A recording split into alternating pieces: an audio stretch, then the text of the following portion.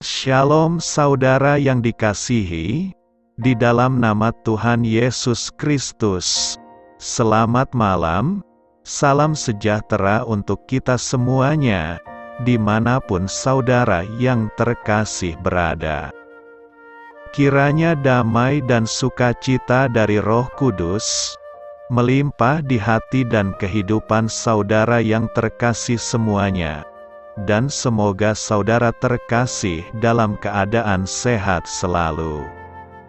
Sebelum kita mendengarkan renungan firman Tuhan pada malam hari ini, marilah sama-sama kita berdoa.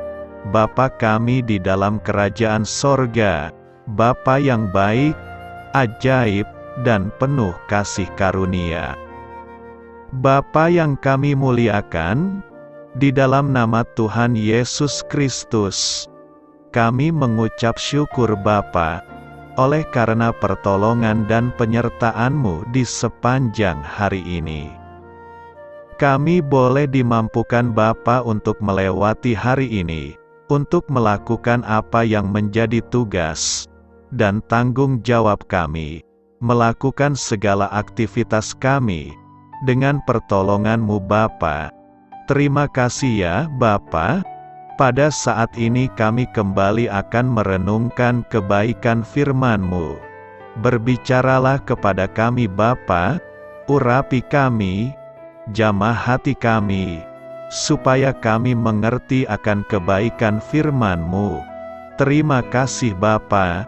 Dalam nama Tuhan Yesus Kristus, kami berdoa. Amin.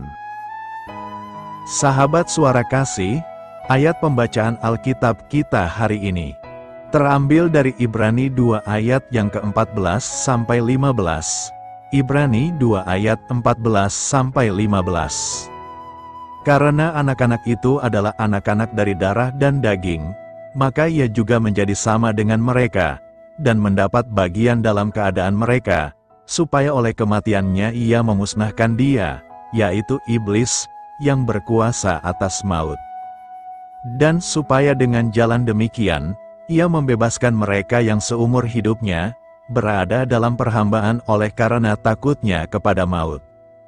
Judul renungan kita hari ini adalah, Tuhan mendengar isi hati kita. Sahabat Suara Kasih, untuk meningkatkan keahlian berbahasa isyarat, Leisa berkecimpung di dunia orang-orang tuli. Ia segera memahami masalah yang mereka hadapi. Kaum tuli merasa diabaikan oleh mereka yang dapat mendengar, dituntut untuk membaca bahasa bibir tanpa celah, dan sering dikesampingkan dari kesempatan mendapat promosi dalam pekerjaan. Kebanyakan acara publik juga dilangsungkan tanpa bahasa isyarat. Keahlian bahasa isyarat Leisa meningkat sedikit demi sedikit, sampai akhirnya ia merasa nyaman bergaul bersama orang-orang tuli. Di sebuah pesta, seorang tuli sempat terkejut mengetahui bahwa Leisa dapat mendengar. Sebelum Leisa menanggapi, seorang teman lain menjawab dengan bahasa isyarat. Ia memiliki hati seorang tuli. Kuncinya adalah kerelaan Leisa untuk hidup di tengah dunia mereka yang tuli. Leisa tidak merasa perlu merendahkan diri untuk hidup bersama kaum tuli. Ia merasa tidak berbeda dengan mereka, kecuali dalam hal pendengaran. Namun Yesus sendiri telah merendahkan dirinya untuk menjangkau kita semua, demi hidup di antara kita. Dia dijadikan sedikit lebih rendah daripada malaikat untuk waktu yang singkat. Kristus menjadi sama dengan mereka dan hidup dalam keadaan manusia, supaya dengan kematiannya, ia dapat menghancurkan iblis yang menguasai kematian. Dengan demikian, dia membebaskan orang-orang yang seumur hidup diperbudak karena takut kepada kematian, terlebih lagi, harus menjadi sama dengan saudara-saudaranya dalam segala hal, dan dengan itu ia dapat menjadi imam agung yang setia dan berbelas kasihan. Sahabat Suara Kasih, apa artinya bagi Anda bahwa Tuhan Yesus pernah mengalami pergumulan yang serupa dengan yang Anda hadapi? Dunia siapa yang dapat Anda masuki untuk sementara waktu? Marilah kita renungkan, apapun yang kita hadapi, Tuhan Yesus mengetahui dan memahaminya. Dia mendengar isi hati kita, dan Dia selalu bersama kita setiap saat. Bapa, terima kasih atas anugerah Putra-Mu, yang memungkinkan kami masuk ke dalam keluarga-Mu. Amin. Tuhan Yesus memberkati. Saudara yang terkasih, demikianlah renungan firman Tuhan pada malam hari ini.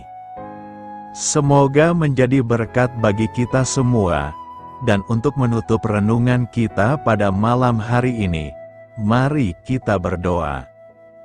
Terima kasih Tuhan Yesus, kami mengucap syukur Bapa, karena firman-Mu yang memberi kami kekuatan, sukacita, penghiburan, dan memberi kami kepastian, bahwa hari-hari ke depan, kami akan selalu aman dalam penjagaan, dan dalam pemeliharaan Tuhan. Kami tidak takut sebab Tuhan beserta kami, dan Tuhan menjaga kami dalam setiap langkah kami. Tolong kami Tuhan supaya kami tidak keluar dan menjauh dari anugerah-Mu, dari kasih karunia-Mu, dari penjagaan-Mu Tuhan.